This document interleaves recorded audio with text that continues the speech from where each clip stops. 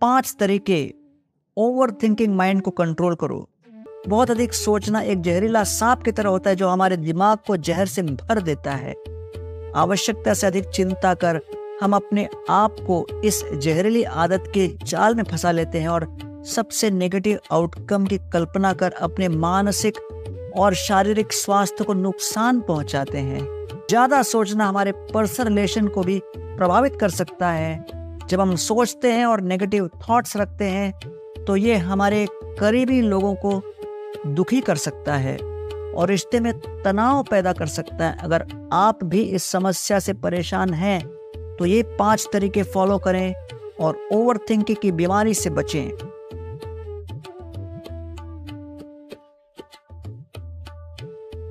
पहला, पॉजिटिव लोगों के साथ समय बिताएं।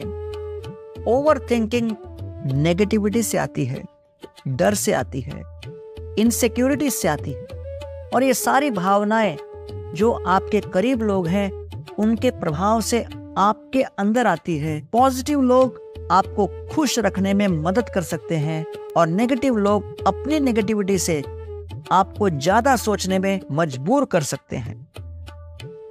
पॉजिटिव लोगों के साथ समय बिताने से आपके नजरिया को बदलने में मदद मिल सकती है, जिससे आप जीवन के किसी भी मुश्किल या कठिनाई से गुजर रहे हो, आप होपफुल, ऑप्टिमिस्टिक, आशावादी अनुभव करोगे। ये अप्रोच हमें अपने जीवन को अधिक पॉजिटिविटी से देखने में सहायता करेगा।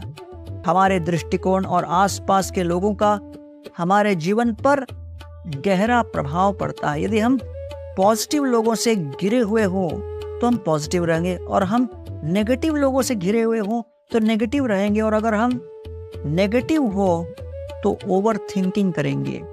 Choose to stay positive. इस तरह आपके जीवन में बहुत बड़ा बदलाव, परिवर्तन आएगा और पॉजिटिव लोगों के साथ समय बिताने से आपके जीवन में पॉजिटिविटी आएगी। यदि आप अपनी चिंता और तनाव को कम करना चाहते हो तो पॉजिटिव लोगों के साथ समय बिताने पर विचार करें और एक बार अपने आसपास देखें और सोचें कि जिन लोगों से आप घिरे हुए हो वो आपकी सोच और प्रसन्नता के लिए सही हैं या नहीं। दूसरा पॉइंट, वर्तमान में जीना सीखिए। Live in the present. जब भी आप आवश्यकता से अधिक सोचते हो, अपने ही विचारों में उलझ रहे हो, जोर से ताली बजाएं और प्रेजेंट में आ जाएं। वर्तमान क्षण पर ध्यान केंद्रित करना, live in the present moment का अर्थ है बिना कोई मन में विचार रख के जीना। इस समय क्या हो रहा है उस पर ध्यान देना। इसका अर्थ है अपने थॉट्स, फीलिंग्स और फिजिकल एनर्जी के साथ साथ अपने आसपास के वातावरण के प्रति जागरूक रहना। वर्तमान क्षण पर ध्यान केंद्रित करने के कई फायदे हैं, जैसे तनाव और चिंता में कमी, रिश्तों में सुधार, इम्प्रूवमेंट इन फोकस। यहाँ कुछ उदाहरण हैं जो आपको प्रेजेंट मोमेंट में जीने में मदद करेगा।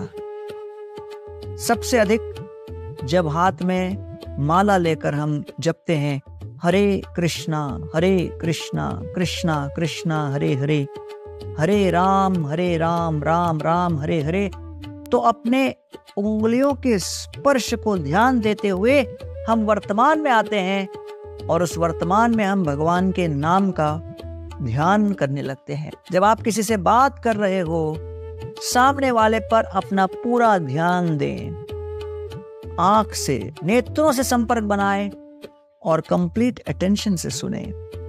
जब आप कोई काम कर रहे हो, हाथ में लिए गए काम पर ध्यान दें और कोई अन्य काम के विषय में न सोचें। ध्यान एक स्थान पर केंद्रित करें। जब स्ट्रेस अधिक बढ़ जाए, अपनी सांसों पर ध्यान दें, लंबी सांस लें और मन ही मन चिंतन करें, हरे कृष्णा कृष्णा कृष्णा हरे हरे, हरे राम राम राम हरे हरे। वर्तमान अर्थात प्रेजेंट मोमेंट पर ध्यान केंद्रित करना एक ऐसा कौशल है जिसे विकसित होने में समय और अभ्यास लगता है। लेकिन लाभ इसके बहुत हैं। मेरा तीसरा पॉइंट है, अपने विचारों को चुनौती दें। इसे समझने के लिए एक लड़की रोहिणी की कहानी मैं सुनाना चाहूंगा। एक बार रोहिणी नाम की एक युवती जो अधिक सोच विचार करती थी हर चीज पर, छोटे छोटे फैसले, छोटे छोटे डिसीजंस को लेकर जीवन में बड़ी बड़ी घटनाएं तक हर चीज के विषय में बहुत चिंता करती थी। उसे ज्यादा सोचने की वजह से उसकी शारीरिक और मानसिक सेहत समाप्त होने लगी, कम होने लगी। एक दिन रोहिणी अपने दोस्त मोहन से अपना ज्यादा सोचने की समस्या, ओवर थिंकिंग के विषय में बता रही थी। मोहन बुद्धिमान और दयालु व्यक्ति थे और उसने रोहिणी की इस बात को सुना और मोहन ने कहा कि देखिए, अपनी सोच पर नियंत्रण पाने के लिए अपने विचारों को चुनौती देनी पड़ेगी। अपने मन में कोई नेगेटिव विचार आए तो अपने आप से पूछें कि क्या विचार आपके लिए उपयोगी है। इसका प्रश्न अगर उत्तर नहीं दे सकते तो आपको इस विचार को त्याग देना चाहिए। रोहिणी ने मोहन की बात को दिल पर लिया। उसने अपने नेगेटिव विचारों को चुनौती देना शुरू कर दिया और वह हैरान थी कि 90% विचार वो न सच थे, न हेल्पफुल थे, न आवश्यक थे। एक दिन रोहिणी एक बड़ी प्रेजेंटेशन को लेकर स्ट्रेस्ड थी जो उसे अपने बॉस के सामने देनी थी। वो मन ही मन सोच रही थी, मैं गड़बड़ करने जा रही हूँ, हर कोई मुझ पर हंसेगा। रोहिणी ने स्वयं से कुछ सवाल पूछे और अपने नेगेटिव विचारों को चुनौती दी। क्या ये थॉट सत्य हैं? क्या ये विचार यूजफुल हैं? क्या ये विचार मेरे लिए आवश्यक है? रोहिणी को एहसास हुआ कि उसके विचार गलत हैं क्योंकि उसके प्रेजेंटेशन अच्छी थी। उसे ये एहसास हुआ कि उसकी मेहनत बर्बाद नहीं होगी क्योंकि उसने दिल से और मन से काम किया है। और अगर कुछ गड़बड़ हुई भी तो उसने अपने प्रेजेंटेशन ऐसी बनाई थी कि किसी को डाउट नहीं होगा उसे देखकर। रोहिणी ने इस कॉन्फिडेंस के साथ शानदार प्रेजेंटेशन दी और वो अपने विचारों को चुनौती देना सीख गई। कहानी का सार यह है कि हम अपने विचारों को चुनौती देकर ओवर थिंकिंग पर काबू पा सकते हैं। जब हम ओवर थिंक करते हैं तो हम समाधान नहीं सोच पाते क्योंकि हमारा दिमाग हमें कंट्रोल करता है, क्योंकि हमारा मन और हमारे बिखरे हुए विचार हमें कंट्रोल करते हैं। हम हमेशा सबसे खराब परिस्थिति के विषय में सोचते हैं, इसलिए अपने इन विचारों को चुनौती दो, उसे कंट्रोल करो जैसे रोहिणी ने किया। जब तक आप अपने थॉट्स को कंट्रोल में नहीं लाओगे तो थॉट्स आपको कंट्रोल कर लेंगे। मेरा अगला पॉइंट है, जानकारी का सेवन सीमित करें।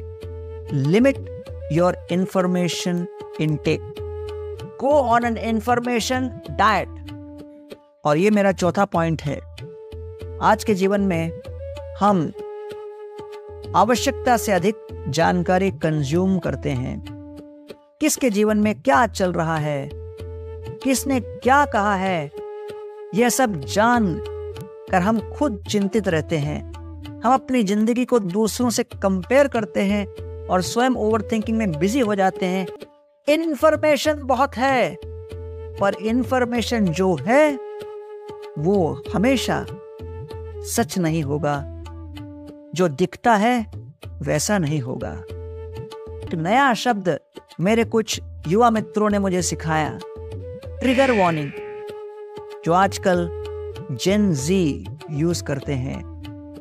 जो भी इंफॉर्मेशन आपको ट्रिगर कर सकती है, हाँ, आपको ओवर थिंकिंग करने से मजबूर कर सकती है, ऐसे इंफॉर्मेशन से दूर रहना चाहिए। ये जो टेक्नोलॉजी है, इंटरनेट, सोशल मीडिया, हमारे मनोरंजन और मदद के लिए बनाई गई है। ये मैनमेड है, तो कोशिश करो कि आप इसे कंट्रोल कर रहे हैं, ना ये आपको कंट्रोल कर रही है। मैं ये नहीं कह रहा हूं इंफॉर्मेशन से दूर रहो, पर कोशिश करो कि आप वही इंफॉर्मेशन कंज्यूम कर रहे हो जो आपके काम आए और जो आपके लिए आवश्यक हो। अब आप 5वां पॉइंट, बहुत लोगों को कुछ उम्मीदें होती हैं। आज ये काम किया तो मुझे ये मिलना चाहिए। बहुत बार लोग एंड गोल के विषय में सोचने में इतने व्यस्त होते हैं कि वो अपने काम को ही एंजॉय नहीं कर पाते।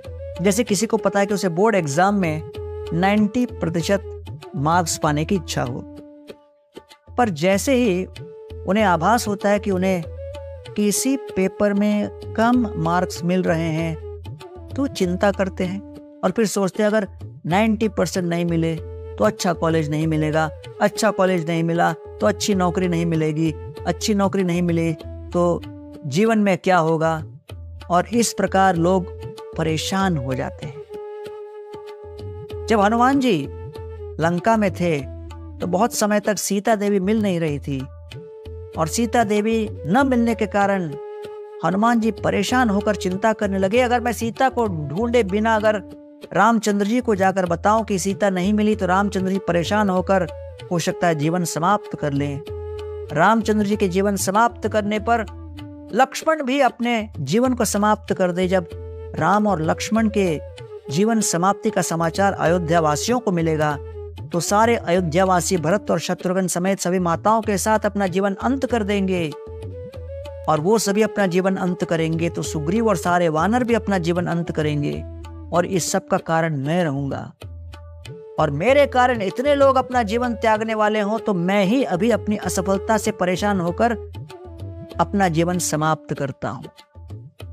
ऐसे कुछ विचार हनुमान जी के मन में आंदोलित हो रहे थे, लेकिन हनुमान जी क्योंकि विवेक शक्ति के मूर्तिमान स्वरूप थे, उन्होंने अपने इस ओवर थिंकिंग की भावनाओं को नियंत्रित किया और अपने आप को स्थगित करते हुए विचार किया कि नहीं, वर्तमान में मेरे प्रयास विफल हुए, वर्तमान में मैं निस्सहाय हूं, लेकिन इसका अर्थ ये नहीं कि मैं निराश भी बनूं।